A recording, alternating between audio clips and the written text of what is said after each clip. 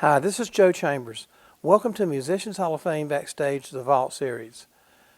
Today's clip is with the great steel guitarist, session musician, road musician, Memphis to Nashville, John Huey.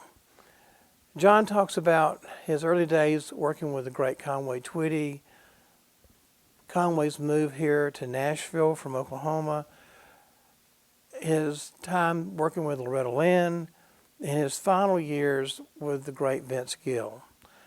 Hope you enjoy it. If you do, be sure to hit like, subscribe, and the notification bell so you don't miss any of our new content. And for those of you who can help, we now have a Patreon account. Once again, John Huey. So this was January of 1968, and we started out. It lasted 20 years and 4 months, and then here come. Well, I actually didn't do anything after I left Conway. I left him in '88, and just sat at home for a year. Everybody, all the producers around town were saying, "John, why don't you get off the road? Said you could clean up here in town doing sessions." Well, we were working, Friday, Saturday, and Sundays on the road. Well, I had Mondays, Tuesdays, Wednesdays, and most Thursdays to do sessions. You played though on Conway's records, though, didn't you? Oh yeah, I did all of his sessions, all of his stuff. So I started with my first session with him. We cut Next in Line, and it went to #1. So it was his first #1 country record. But he was still living in Oklahoma City, and I would fly. He gave me his credit card, and I would fly commercially if they were going west, and just meet them and then go out. And if they were coming east, so he'd just stop in Memphis and pick me up. And we did that for a couple of 2 or 3 years, and I got to doing sessions over here. And I was driving, I'd come in off of the road every Monday morning or Sunday night, and I'd have to drive over here and do sessions. And I'd get back home, and it was time to go out again. So I told my wife, I said, we can do this out of Nashville just as easy as I'm doing it out of Memphis here, So we decided to just move to Nashville, and so we did. It was about a year later, Conway decided to move to Nashville then, so he moved his office over here, which made it really convenient, for me. But I know where it was at. It was at the end of '88 when I had left Conway. These producers had all kept saying, if you get off of the road, you can clean up. Well, I was doing sessions Monday, Tuesday, Wednesdays, and Thursday, and then going out on the weekend with Conway. So I really had the best of both worlds. Mm-hmm. I was doing both. But my point is that I left Conway in '88. I sent out resumes to all of these producers in town that I had been working for all these years. Mm-hmm. Told them I was off of the road, to stay home, and I was available for 2 sessions. If not trying to take nobody's place, but anytime they couldn't get their regular guy, but I was available if they was interested. Right. A year went by. I never got the first phone call. I said, well, I guess this is the end of it. So I was about ready to shove my guitar under the bed. And Loretta's band leader, Dave Thornhill, called me and says, John, could you go out with us for a couple of weeks? I said, Terry Brethel was with her. He'd been with Mel Tillis for years, and he worked with Loretta about 5 or 6 years, but he was going back with Mel, so they were looking for a steel player. So he said, can you go out for a couple of weeks till we get somebody? I said, well, what about me? And he said, would you be interested? I said, well, yeah. He said, let me call Loretta right quick. I'll call you right back. So about 30 minutes, he called back. And I said, you got the job. I was with her about a year and a half. And Vince's new record came out, was taken off. Nobody answers when I call your name. Mm-hmm. And I came in off of the road one day, and I had a phone call from Vince, and I didn't know who Vince Gill was, because I'd been hearing this song on the radio, but I was always turning the radio on right in about middle ways of the song, and it sounded like me playing on it. But I thought, I don't remember cutting that. But sometimes I've cut stuff, and 3 or 4 years it lays on the shelf for 3 or 4 years. Finally, it'll come out. I thought, well, maybe it's something I cut sometime back, and I forgot about it. Well, one day I turned the radio on, and I got it right on the front. They said, this is Vince Gill, and nobody answered when I called him. I said, oh, well, that's not me. And then I knew right off it was Paul Franklin. But anyway, he'd call, and And I thought maybe he was just going to call me for a session or something. He asked me to give him a call, so I called him.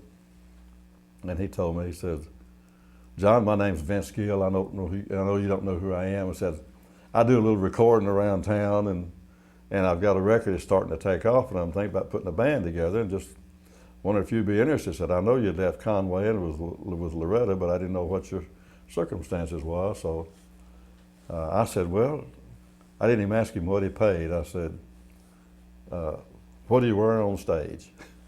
He says, whatever you want. He said jeans or anything. See, with Loretta, with Conway, we wore suits and right. all. And with Loretta, we wore a tuxedo all the time. And I said, man, I mean, we played fanfare in the middle of June out there at the fairgrounds in 110 degrees with a tuxedo on, But anyway, I didn't even ask him what he paid. I said, as long as that, as long as I was comfortable playing, and I said, when can I go to work? He said, well, he was on tour then. He had about 10 days left. He said, I got a band doing this tour, and I need to let them work out the tour. And I said, well, I need to give Loretta a couple of weeks' notice too. And so he said, that'll be fine. Well, about 3 or 4 days later, I got a call from Tony Brown for sessions on Vince. He was cutting a new album. So I thought, boy, this is something. I hadn't even gone to work with him, and I'm getting to record with him, So we went in and we did the Pocket Full of Gold album, which had Look at Us and all that stuff right. on it. But it's from there, this was history up till this point, I was with Vince 12 years, and I decided I was getting old, and I didn't want to be out 2,000 miles from home and drop dead over my guitar with a heart attack on stage, and my wife sitting at home not knowing what to do, or either go back there and pull the curtain on my bunk and I'd be laying there and I died in my sleep or something, And I've known that to happen, And so I thought, that's about time for me to start staying home. So shortly after that, one night we was backstage and Vince walked up and put his arm around me and he says, John, are you getting tired? I said, I'm getting tired of the road, Vince. He said, I am too. He said, I want to stay home and go to PTA meetings and stuff, You want to stay home and be a daddy and just, So he took off a year.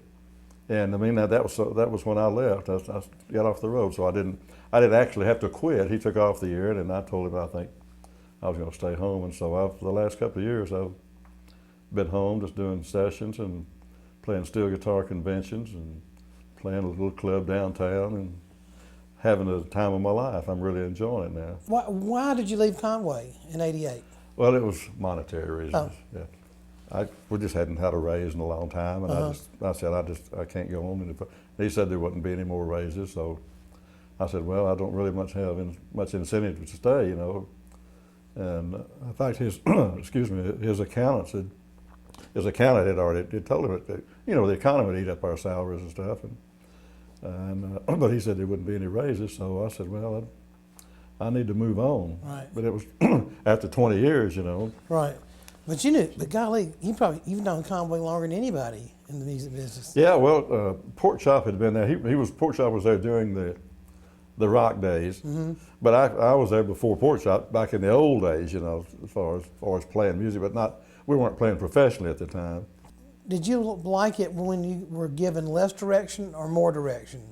Like even Conway, for instance, he would try to tell you what he was hearing and wanted you to play, Mm-hmm. and Vince too.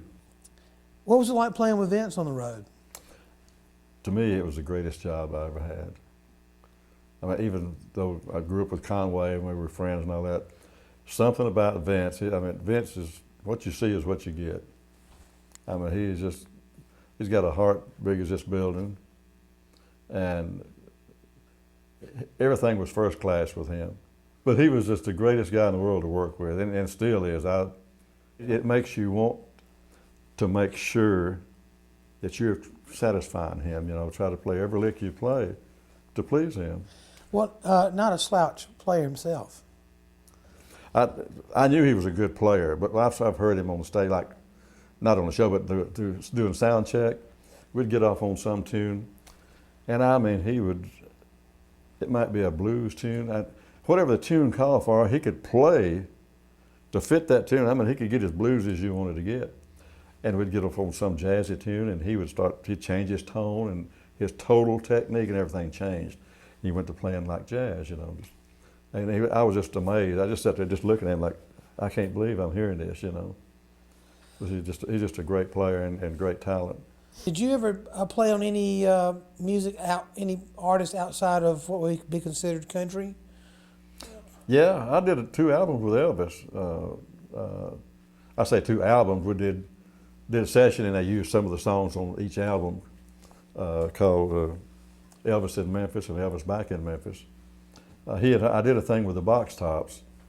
They did Moving On, and I did a solo on it, and Elvis liked that solo I did, so he asked for me on his album. And I did, what's the tune Mary Lee Rush had out? I've got it on my website, all kind of pop artists. Did a part of an album with Dean Martin and Connie Francis and. So you were part of the American Sound group? Yeah, I didn't play regular with them, but when they used the steel, I was the only full-time working steel player in Memphis. Did you play on any Millsaps?